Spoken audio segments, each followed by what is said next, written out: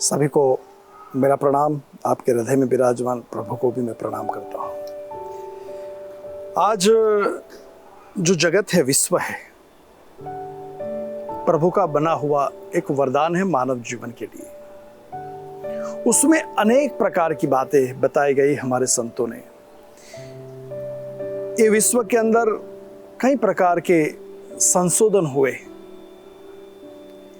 4 वेद, उपनिषद, पुराण, कई विविधता, एक विविध ऐसे विषयों की बातें हुई कि उस विषयों को लेकर के हम जब भी देखते हैं ना, तो होता है कि प्रभु ने कितना वरदान दिया मानव जीवन के लिए। हम खुद सोचते हैं कि संतों ने कितना रिसर्च किया हमारे मानव जीवन के लिए, फिर भी हम 5 मिनट में सर्टिफिकेट देते हैं। कोई संत को देखते हैं, अरे यार ये ढोंगी है, अरे यार ये पता नहीं माला वाला पहन करके क्या ढोंग करते रहता है। 5 मिनट के अंदर सर्टिफिकेट देते हैं। हम कितने विद्वान बन गए, हम कितने अपने आप में दिव्य दृष्ट पुरुष बन गए कि हम 5 मिनट के अंदर बता देते हैं कि भाई ये है। गलती है आपकी। पित्तल को भी पता, पित्तल आप देखोगे, आपके पास पित्तल होगा तो आपको पता नहीं चलेगा कि सोना है कि पित्तल है। आप उस पित्तल और उस सोना को अपने आप में घिसना पड़ेगा। सुनार के पास जाकर के बताना पड़ेगा कि पित्तल है कि सोना है, फिर पता चलता है कि ये क्या हकीकत है।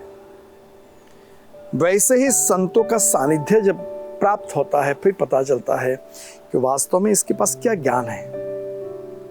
आप उसकी अच्छाइयों को देखो, मगर हमारे लोगों में इतनी कमियां हैं, उनकी बुराइयों को पहले देख लेते हैं। ये तो ऐसा है, ये ऐसा था, ऐसा कर रहा है। अरे आप कौन है? कभी आपको अपने आप को देखा? आप बड़े इतने जज बनेंगे कि किसी को तुरंत 2 मिनट में सर्टिफिकेट दे देना है। ये कमी है हमारी। मनुष्य, भगवान ने बहुत बड़ा वरदान दिया है। संतों ने संशोधन किया है। संतों ने अपने आप में एक ऐसा रिसर्च सेंटर, खुद अपने चलता फिरता रिसर्च सेंटर बना हुआ है, जिसमें एक मुझे याद आ गया कि आजकल लोग ज्योतिष की बात करते हैं, तो सोचते हैं कि हम क्या उनके पास चले जाए। अरे ये भी हमारा संतों के माध्यम से बना हुआ एक शास्त्र है। अगर भगवान राम की आराधना करते हो तो उस रामायण को देख लेना। वहां भी अपने आप में इस ज्योतिष का अंग, काल नक्षत्र की बातें हुई है। अगर इसकी बात करें तो महाभारत में भी देख लेना। वो समय से भगवान कृष्ण ने शंख का नाद किया। अगर एक भी गलत है तो आप आगे जाकर के अपने पुराणों को देख लेना।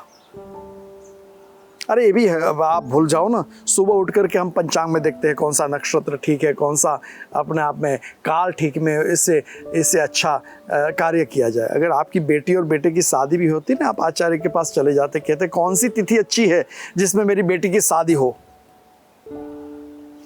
तब आपको एक एहसास होना चाहिए कि एक शास्त्र का एक अंग है। कितने भी बड़ी मर्सिडीज बना दी जाए, कितनी भी बड़ी अच्छी गाड़ी बनाई जाए, मगर आगे उसकी ज्योति, लाइट फिट नहीं की जाए तो क्या आप अंधेरे में चला सकते हो? अगर गाड़ी की वो लाइट एक दर्शक बन सकती है तो ज्योतिष का मतलब यही होता है, ज्योति, प्रकाश। अपने आप में अंधेरे को, अगर हम अंधेरे में है तो उसके माध्यम से हम एक सही नक्षत्र, सही तिथि, सही वार, सही महीने में हम कैसे अपने आप में अच्छा कार्य कर सकते हैं। और ये कहां से आया? यह है आकाश के अंदर प्रभु ने, ईश्वर ने बना हुआ 2 अद्वितीय शक्ति है, जिसमें एक है सूर्य और एक है चंद्रमा। सूर्य और चंद्र, अगर उसको आप बिलीव करते हो तो मैं कहूंगा कि सूर्य ग्रहों का राजा है और चंद्रमा ग्रहों की रानी है। दो बातों को लेकर के हम देखते हैं तो नक्षत्र, ग्रह, वार, तिथि, ये सब चीजों को लेकर के, हाँ कई बार हम अपने आप में प्रवचन करते हैं, हम व्यक्तित्व देते हैं, भाई हम तो इसमें बिलीव नहीं करते, समाज के लिए बनने की बात है, मगर खुद करते हैं। ऐसे कई मैं लोगों को भी, महान पुरुषों को भी मैं देखा है, बाहर कुछ अलग बात है मगर अंदर जो है प्रैक्टिस करते हैं, मगर समाज को नहीं दिखाते। जो करते हैं नहीं दिखाते, ठीक है, वो अपना अपना स्वभाव है। मगर मैं यहाँ आपको एक संदेश देना चाहता हूँ कि शास्त्रों की कोई भी बात गलत नहीं हो सकती, संतों के माध्यम से किया हुआ कोई भी कार्य गलत नहीं हो सकता। आपकी आंखों की कमी है जिसको देख करके अपने आप में कहते कि ये ऐसा है, वैसा, इसने ये किया। आप अपने आप को सुधारो, बस हो गया भजन। यहां जब ग्रह, नक्षत्र, वार, तिथि की जब बातें करते हैं तो दुनिया के अंदर रत्नों की भी उत्पत्ति हुई, वो भी हमारे समुद्र में से भी रत्न की उत्पत्ति हुई। जहां समुद्र मंथन हुआ, उस मंथन के अंदर कितने रत्न प्राप्त हुए। हमारे धरती माता के गर्भ में, गर्भ में भी कितने रत्न प्राप्त थे। और वहां रत्नों की जो स्थिति है, रत्नों की जो परिस्थिति है, उसमें विशेषता है, उसमें जो कार्य है, उस ग्रह मंडलों के साथ जुड़ा हुआ है। जैसे कि आपके पास वोडाफोन की एक सिम है और आपने मोबाइल में डाल दिया वो फोन के अंदर वो सिम डाल दिया, तो कौन सा नेटवर्क पकड़ेगा? वो वोडाफोन का ही नेटवर्क पकड़ेगा, ठीक है। हाँ, इसके अंदर अगर डेटा का एक रोमिंग डेटा आप जब करोगे तो दूसरे नेटवर्क कहीं देशों में जाकर के पकड़ सकता है, मगर मूल जो है वो अपने आप में उस वोडाफोन का ही नेटवर्क पकड़ सकता है।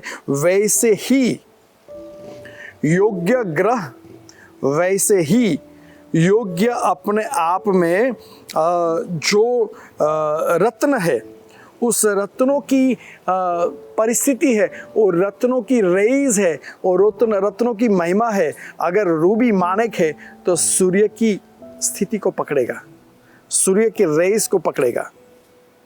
अगर मोती है, चंद्रमा की उस शक्ति को पकड़ेगा। अगर पुखराज है तो बृहस्पति ग्रह की उस स्थिति को पकड़ेगा। अगर मूंगा है, मंगल ग्रह की उस रेस को पकड़ेगा। यानी कि वो रत्न उस ग्रहों के साथ संबंध रखता है। आप कई लोग अच्छे अच्छे डायमंड पहनते हैं, डायमंड की माला पहनते हैं, डायमंड के हार पहनते हैं, और कई दिनों में देखोगे उनको एक रोग ऐसा हो जाएगा, उनको एक परिस्थिति हो जाएगी, हाँ हम शौक के अंदर ये मुझे पहनना है, ये पहनना है, अपनी बुद्धि के अनुसार पहन लेते हैं, मगर फिर वहाँ उसकी एक्शन का रिएक्शन होता है। आपने पूछा नहीं किसी को कि मैं पहन सकता हूँ कि नहीं, मगर वहाँ एक्शन का जब रिएक्शन हो जाता है, जैसे कि मैंने डायमंड का आपको उदाहरण दिया, तो अगर कुंडली के अंदर शुक्र की परिस्थिति अगर पॉजिटिव है और ज़्यादा उसके अंदर आप डायमंड पहनोगे तो वो परिस्थिति और पॉजिटिव ज़्यादा बना देगी। जैसे कि एक चाय का कटोरा है, तो चाय के कटोरे के अंदर आप 2 चम्मच शुगर डाल सकते हो तो चाय अच्छी बन जाती है। आप पीते हो, अरे यार क्या चाय बनाई, कितनी अच्छी चाय बनाई, मगर उसमें 20 चम्मच अगर शुगर डाल दो तो क्या वो आप पी सकते हो? पी तो सकते हो, मगर टेस्ट उसका इतना शुगर ही लगेगा कि यार मुझे अभी नहीं पीना है। वैसी परिस्थिति में अगर शुक्र आपकी कुंडली में ठीक नहीं है और शुक्र डायमंड पहन लोगे तो आपके गृहस्थ जीवन बर्बाद हो जाएगा, आपके लक्ष्मी बर्बाद हो जाएगी, आपकी कई स्थितियों में ऐसा कार्य हो जाएगा। मंगल की जब हम बातें करते हैं तो आपने देखा होगा कि लोग लाल रंग का एक नंग, मूंगा कहते हैं, उसको पहन लेते हैं, चाहे रुद्राक्ष की माला में पहन लेते हैं होते हैं। अगर आपकी कुंडली में मंगल स्थिति ठीक नहीं और पहन लिया, आपको बहुत ज़्यादा गुस्सा आएगा, आपके शरीर के कई स्थितियों में आपको रोग उत्पन्न होगा, फिर आप कंट्रोल नहीं कर पाओगे। इसीलिए फार्मासिस्ट में जाते हैं, दवा की दुकान, बहुत दवा है, मगर आपको पता है कौन सी दवा लेनी है, आप इसीलिए डॉक्टर के पास चले जाते हैं। डॉक्टर के पास जाकर के कहते हैं कि मुझे शरीर में तकलीफ है, डॉक्टर देखता है, डॉक्टर आपको प्रिस्क्रिप्शन लिख के देता है और प्रिस्क्रिप्शन लिख करके देता है और प्रिस्क्रिप्शन में बताया जाता है कि आपको ये जो है इतनी दवा लेनी है, इतने समय पे लेनी है, इतनी मात्रा में लेनी है, तब आप वहाँ से दूर हो, आपका रोग दूर हो सकता है। वैसे ही रत्नों के जगत की दुनिया में भी योग्य गुरु, योग्य आचार्य, जिसका ज्ञान है, जिनको इसका ज्ञान है, ऐसे व्यक्तित्व को साथ में रख करके उनकी सलाह, उनकी सूचन इसको ले करके अपने आप के अंदर ज्ञान की प्राप्ति करके उसको धारण करें। ये रत्न जगत है, बड़ा विशाल समुद्र की तरह ये जगत है।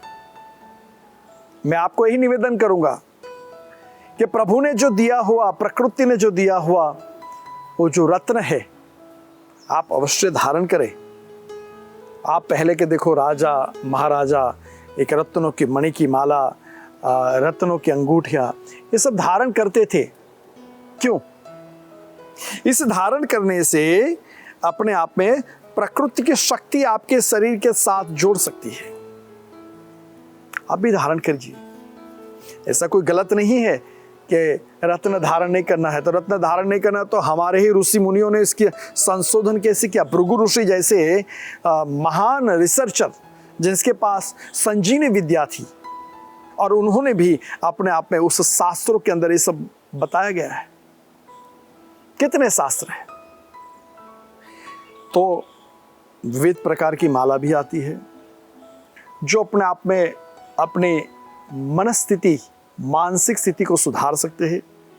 अपना जीवन का कोई ऐसा रत्न आपको मिल जाए तो आपका जीवन भी भाग्योदयी हो सकता है। अगर आपको ऐसा कोई रत्न मिल जाए तो आपके जीवन के अंदर अपने आप में एक जो अंधेरा है वो अंधेरा दूर हो सकता है। मैं हर वक्त इतना ही कहूँगा कि जीवन की परिस्थिति को कैसी भी हो, प्रतिकूलता में अनुकूलता प्राप्त करने के लिए कहीं न कहीं किसी का सहारा लेना पड़ेगा। प्रतिकूल है उसको अनुकूल बनाना, ये अपने आप में एक विशेषता होती है। मगर प्रतिकूल परिस्थिति में हम अपने आप में बैठ जाते हैं कि ये मेरे से काम नहीं होगा। प्रतिकूल परिस्थिति में हम सोच लेते हैं कि यार ये हम नहीं कर सकते हैं, तो गलत है। एक आदमी, असहायक आदमी अगर पर्वत पे चढ़ सकता है तो क्या है, उसके अंदर एक व्हील पावर, उसके अंदर एक अपने आप में एक ऐसी स्थिति होती है कि अपने व्हील पावर को स्ट्रांग बनाया जाता है। एक ऐसी परिस्थिति होती है कि जिसके माध्यम से अपने आप में जीवन की उस नेगेटिविटी को दूर करके पॉजिटिविटी की ओर ले जा सकते हैं। चाहे रुद्राक्ष हो, चाहे कमल के बीज की माला हो, चाहे तुलसी की माला हो, चाहे सफेद चंदन की माला हो, चाहे लाल चंदन की माला हो, ये हर जो वस्तु है वो प्रकृति की उस एनर्जी के साथ मिली हुई है। आप देखोगे कई लोग तुलसी की माला पहनते हैं, वो बोलते हैं हम तो रुद्राक्ष की माला नहीं पहनते, हम तो तुलसी की ही माला पहनते हैं। ठीक है, वो उनका स्वभाव और उनका एक अपने आप में परंपरा का एक नियम है। मगर ऐसी बात नहीं है कि जो अगर रुद्राक्ष की माला पहन ले तो वो वहाँ अपने आप में एनर्जी बदल जाएगी। नहीं, इस श्रद्धा भाव और समर्पण का भावना। अगर मुझे कोई कह दे कि भाई आपको रुद्राक्ष की माला नहीं पहननी, तो उसको मैं अच्छा ज्ञान दूंगा कि भाई ये रुद्राक्ष की माला मैं क्यों पहनता हूँ। अगर भगवान शिव मेरे इष्ट है, अगर भगवान शिव की मैं आराधना करता हूँ, अगर भगवान शिव की उस परंपरा से चलता हूँ, तो रुद्राक्ष की माला मेरे लिए अमूल्य है। वैष्णव संप्रदाय के लिए तुलसी की माला अमूल्य है, विविध संप्रदाय की रत्नों की माला अमूल्य है। आप देखोगे तो कई ऐसे संप्रदाय है जिसमें विविध मोती और मणियों की माला पहनी जाती है। और कोई भी रत्न और कोई भी माला जीवन को सुधार सकता है। और जीवन को सुधार, देखो कितना भी ज्ञान, आप बैठ जाओ सत्संग कर लो, आपके मन की शांति और मिलेगी, और अपने आप में देखेंगे यार मुझे बहुत अच्छी लगी, ये कथा में गए, वहाँ सत्संग सुना, वहाँ भजन सुना, ये आपको मन और हृदय की भावना क्षणिक तक आपकी भक्ति को प्राप्त करके, भक्ति को और आगे करके आप जीवन को सुधार सकते हैं। मगर ये है रेमेडी, आपकी समस्या का समाधान कर सकते हो वो हमारे संतों के रिसर्च के माध्यम से। जैसे कि हमारे अपने आप में एक आयुर्वेदिक के आचार्य होते हैं, वो क्या करते, एक पौधे से, वो पौधा तो खुद ने नहीं बनाया, वो पौधे के माध्यम से, प्रकृति ने दिया हुआ उस पौधे के माध्यम से आरोग्य तक की ओर कैसे बढ़ना वो कर सकते हैं। तो कहीं ज्योतिषाचार्य, रिसर्च ज्ञानी, साइंटिस्ट इस रसायन विद्या के माध्यम से अपने आप में उस रत्नों को कौन सी विविधता दी जाए वो कर सकते हैं। मैं भगवान से प्रार्थना करता हूँ कि जीवन को अपने आप में जो हमारा संतों का रिसर्च है, जो हमारा अपने आप में संतों का दिया हुआ जो ज्ञान है, जो अपने आप में संतों ने दिया हुआ उपहार है, उनका सदुपयोग करें, उस ज्ञान का सदुपयोग करें, उस रिसर्च का सदुपयोग करें। एक न एक दिन आप नदी का इस किनारे पे बैठे हैं, नदी के दूसरे किनारे पे नाव, ये जो ज्ञान रूपी नाव में बैठ करके आगे बढ़ सकते हो।